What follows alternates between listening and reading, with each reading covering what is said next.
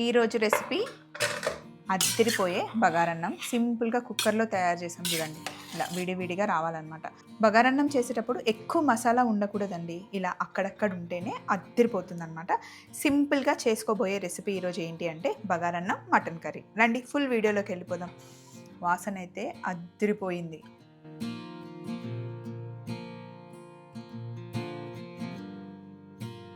రేపటి నుండి శ్రావణ మాసం స్టార్ట్ అవుతుంది. 1 మంత్ ఇంకా ఇంట్లో నాన్ వెజ్ తినము. పిల్లలకి ఈరోజు వండి పెట్టేద్దాము అని చెప్పేసి మటన్, చికెన్ తెప్పించాము. అది కూడా కొంచెం కొంచెమే. మటన్ పావు కిలో అండ్ చికెన్ అరకిలో. ఎందుకంటే ఈ పూటకి ఫినిష్ చేసేయాలి కాబట్టి. ఇదిగోండి ఇక్కడ చూడండి.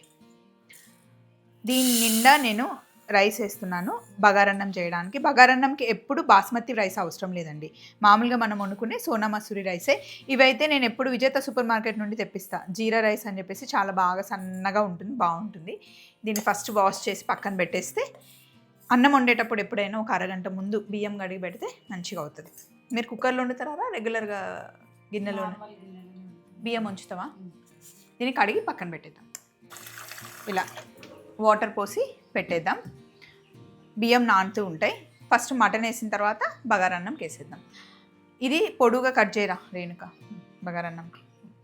బగారన్నం వేసేటప్పుడు ఎప్పుడైనా సరే ఉల్లిపాయలు పొడుగా కట్ చేయాలి. అదే మటన్ కర్రీకి ఏమో చిన్నగా కట్ చేయాలి. ఇదిగో రేణుక కట్ చేస్తుంది చూడండి.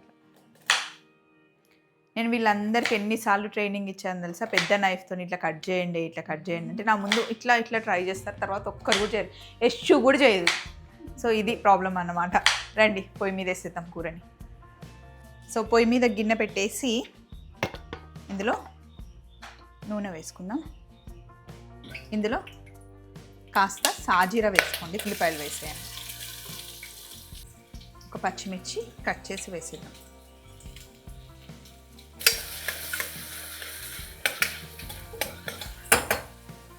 ఉల్లిపాయ వేసిన తర్వాత కొంచెం ఉప్పు వేద్దాం. మటన్కి సరిపడా ఉప్పు ఇందులోనే వేసేస్తాను నేను.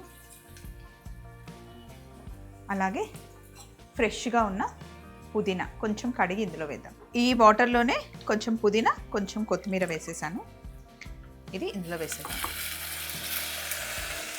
ఫస్ట్ టైం మటన్ వండే వాళ్ళైతే సింపుల్గా ఇలా వండేయండి, బాగుంటుంది. నో డౌట్గా బాగుంటుంది అనమాట. అంటే మటన్ వండడానికి కొంతమంది భయపడుతూ ఉంటారు. కొత్తగా పెళ్ళైన వాళ్ళకి మటన్ వండడం రాదు అనుకుంటారు కదా. ఈ ప్రాసెస్ చేసేయండి, బాగుంటుంది. సో ఉల్లిపాయలు, కొత్తిమీర, పుదీనా, పచ్చిమిర్చి వేసాం కదా. కొంచెం కలర్ వచ్చేంత వరకు వేగనివ్వాలి. మటన్ అనగానే ఎక్కువ ఆయిల్ వేసేస్తూ ఉంటారు. ఎక్కువ ఆయిల్ అవసరం లేదండి. కొంచెం చిన్న మంటలో మంచిగా ఉల్లిపాయలు మగ్గనిస్తే సరిపోతుంది. మటన్లో ఆటోమేటిక్గా ఫ్యాట్ ఉంటుంది కాబట్టి కొంచెం ఆయిల్ వేస్తే సరిపోతుంది. ఇలా ఉల్లిపాయలు మంచిగా వేగిన తర్వాత ఇందులో కాస్త పసుపు వేయండి. అలాగే కాస్త అల్లం వెల్లుల్లి ముద్ద, 1 స్పూన్ అల్లం వెల్లుల్లి ముద్ద. పచ్చివాసన పోయేంత వరకు వేగనిద్దాం. నాన్ వెజ్లో కొంచెం అల్లం వెల్లుల్లి ముద్ద ఎక్కువ వేస్తేనే బాగుంటుందండి. కానీ పచ్చివాసన పోయేంత వరకు వేగనివ్వాలి. ఈలోపు మటన్ని వాష్ చేసేద్దాం. కొంచెమే తెప్పించాము, జస్ట్ ఒక పూటకి. 1/2 కేజీ మటన్ మంచిగా ఇలా వాటర్లో వాష్ చేసేసి ఇందులో వేసేద్దాం తాలింపులో. మటన్ అయితే మనం ఇలా వాటర్లో కడిగేస్తే సరిపోతుంది. అదే చికెన్ అనుకోండి ఖచ్చితంగా వెనిగర్ వేసి కడగాల్సిందే. ఎందుకంటే చికెన్లో ఉన్న నీచు వాసన వస్తుంది. సో వెనిగర్ అయినా వేయండి, నిమ్మరసమైనా వేసి కడగచ్చు. ఇది కొంచెం వేగనిద్దాం. మటన్ కొంచెం నూనెలో మగ్గిన తర్వాత ఇప్పుడు ఇందులో కారం. నేనైతే 1/2 కిలోకి 1 స్పూన్ వేస్తానండి. అలాగే కాస్త ధనియాల పొడి, ఇంకా కొంచెం గరం మసాలా. ఇది హోమ్ మేడ్ గరం మసాలా. దీంట్లోనే 1 టమాటా వేసి మొత్తం మిక్స్ చేసేయాలి.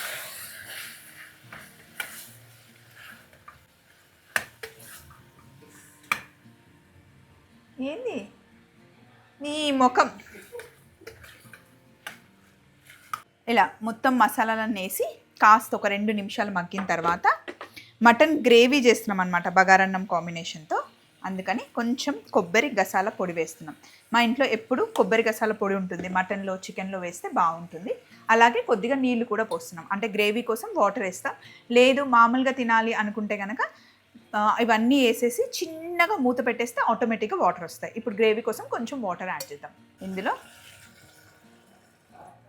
నీళ్ళు వేసేసి ఒక్కసారి కలిపి, మరీ ఎక్కువ నీళ్ళు వేయకండి, ఈ మాత్రం సరిపోతుంది.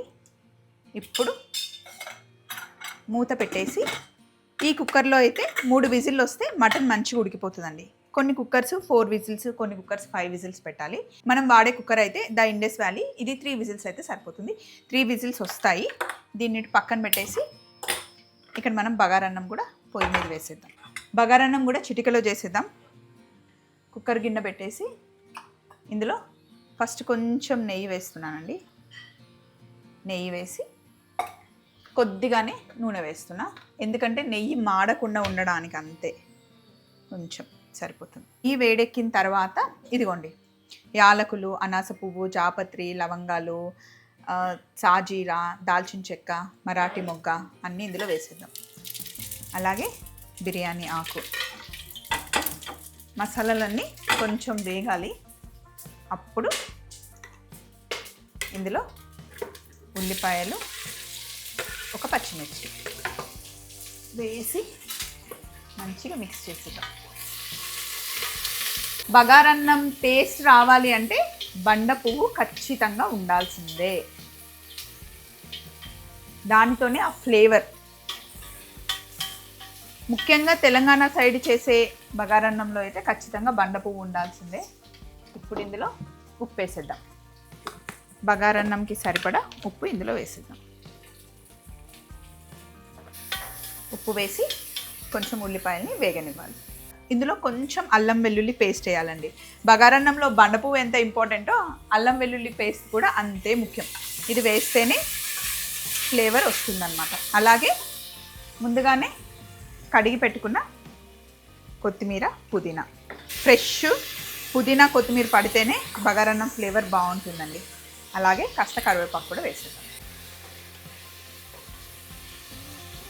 సో ఇప్పుడు మనం ఈ గిన్నెతో 2 గిన్నెల నీళ్లు వేసుకోవాలి, ఎందుకంటే దీంతో మనం 1 రైస్ తీసుకున్నాం కదా, 2 వేసుకోవాలన్నమాట. 1:2 వేసేద్దాం. 1, 2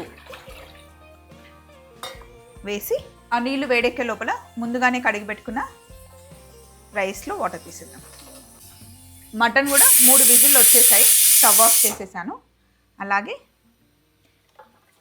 రైస్ కూడా ఇక్కడ వేసేద్దాం. రైస్ కూడా ఒక 3 విజిల్లు వచ్చిందంటే బగారన్నం రెడీ అయినట్టే, మటన్ కూడా రెడీ అయినట్టే.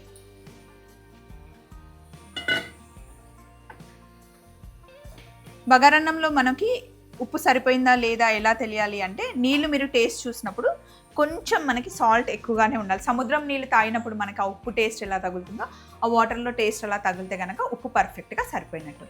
సో ఇప్పుడు దీనికి మూత పెట్టేద్దాం.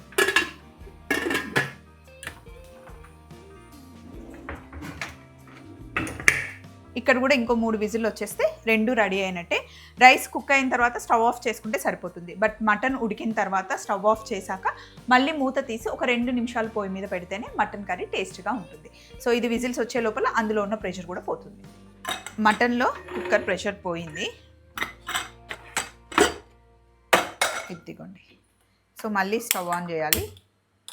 స్టవ్ ఆన్ చేసిన తర్వాత ఒక ఉడుకు రావాలి, అప్పుడే టేస్ట్ బాగుంటుంది. సో మీకు ఇంత గ్రేవీ కావాలి అనుకుంటే ఇలా గ్రేవీగా ఉంచుకోవచ్చు, లేదా కొంచెం ఉడికిస్తే దగ్గరగా వచ్చేస్తుంది. నేనైతే బగారన్నం కాంబినేషన్ కోసం కాబట్టి మంచి గ్రేవీ పెట్టాను అనమాట. సింపుల్గా చాలా టేస్టీగా ఉండే. ఇంకా తెలంగాణ వాళ్ళ ఇంట్లో ఎవరింట్లో అయినా మోస్ట్లీ, అంటే మా సైడ్ అయితే ఇదే స్టైల్లో వండుతారు, బాగుంటుంది. బగారన్నంతో బాగుంటుంది, చపాతీతో, జొన్న రొట్టెతో, పూరీతో, అన్నిటి కాంబినేషన్తో ఈ స్టైల్ బాగుంటుంది. ట్రై చేయండి. ఇంకొక 3 విజిల్లు వచ్చేస్తే బగారన్నం అయిపోతుంది. మన రెసిపీ కూడా సింపుల్గా అయిపోయింది.